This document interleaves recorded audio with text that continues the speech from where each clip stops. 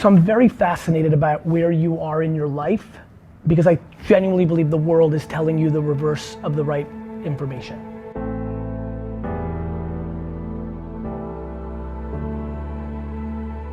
When you're this young, the number one thing you should do is the most high risk behavior of your life. You know, to me, this is exactly when you should go live in Bali for a year. This is exactly when you try to become Beyonce. This is exactly when you do the highest risk. The biggest reason that kids, like people become unhappy is they try to address, they're playing life in reverse. The only things that you could be dealing with are either debt or expectations of your parents.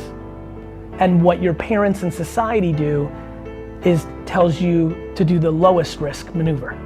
The number one thing you should be thinking about is the highest risk behavior around the thing that you think is gonna make you the happiest, which is gonna go spitting in the face of everybody from your parents to the school you're in, to your friends and what they thought, and maybe even to yourself an hour ago.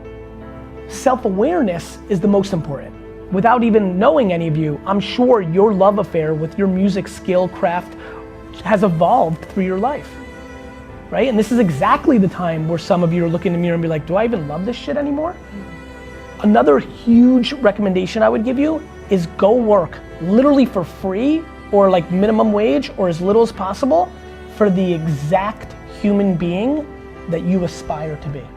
At 23, 24, 25, you should go work for Barry Wang for free, and then at night you should work at Whole Foods on a night shift, and you should live with 8 people, so you only need to make 300 bucks.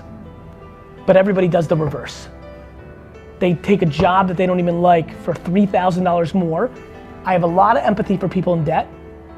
I have way less for people not in debt, because then they're letting the machine, parents, society dictate their lives, who they then later resent because they followed their path, not yours. But like getting some bullshit job to like pay off the debt and moonlighting as your passion, it's the reverse. Don't buy a new pair of Supremes or like a new handbag or take a nice trip to Coachella. Otherwise you get stuck and you're just stuck in perpetuity. Or do that, I don't give a f, but don't not do what you want to do. Like, do not have your profession. You can either work for somebody that you want to become or try your own. You're talking to somebody who's ridiculously happy because he never played in the system. I was a terrible student, even though every immigrant shouldn't have been, right?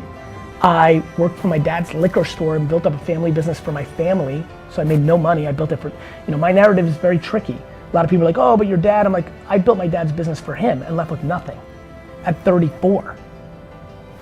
You know, but I was happy. I didn't care that my friends went to Wall Street and got a BMW. I had self-esteem. I didn't need a cool apartment to get girls. I didn't even want to get girls. I was so busy working on what I was passionate about, to be frank. You know, if you're great at something and you're fucking passionate about it, you should have the best life, and people get up. I didn't. I did everything wrong for 13 years, which made me win and stayed happy.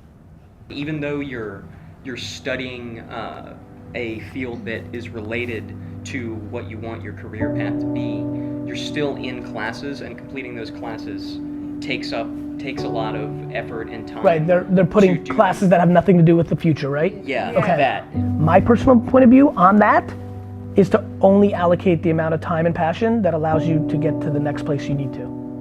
What I'm saying is, whatever the lowest grade you can get in that class that allows you to continue and advance is what you should aim for.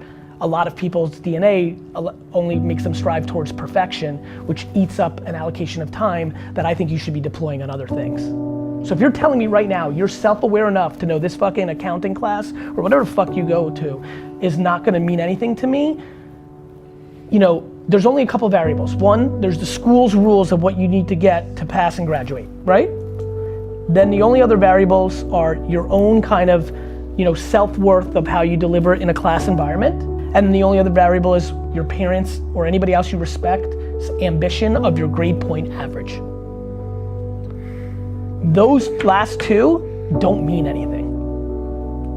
The first one does, it's the rules. You can't get an F in this or you can't move on. But if you can get a C, I just don't know.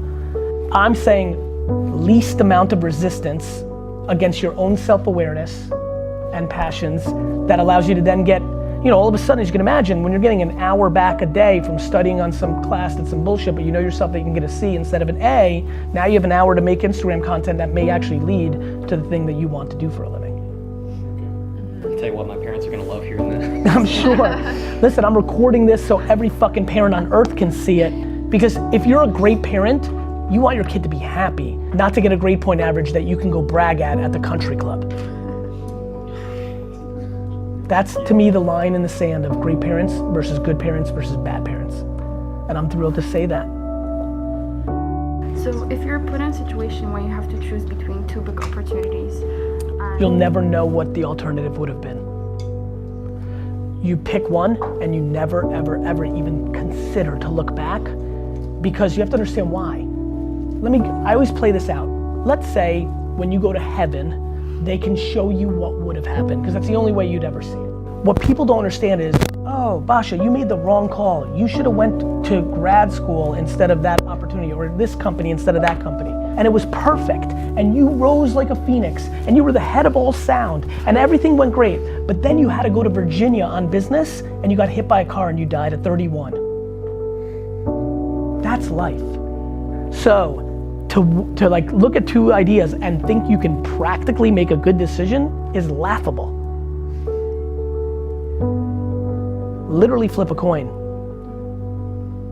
Just pick the one that feels better right that second and make it about you. Because usually what kids struggle with is the decision they want to do versus the decision that they think they're supposed to do based on the other voices. You want to get real happy? Have the conversation that you actually want to have with the 7 people you're closest to. Tell them the truth of how you feel about everything. That will change your life.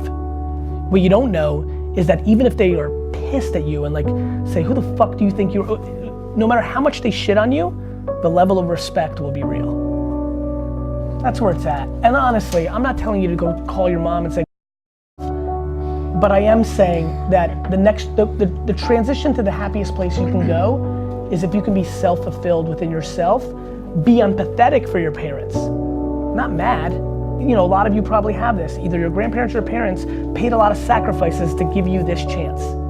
That's their framework on the world. But you shouldn't be paying the price for that because you're living in a different reality. Doesn't mean you're disrespectful. Some of you don't have debt because your parents paid. You should be thankful and empathetic, but you should not live your life for them. Because I'll tell you how it's gonna play out, brother. So you'll be okay for the next 10 years, and then you're gonna have 40 years of resentment and regret and a bad relationship.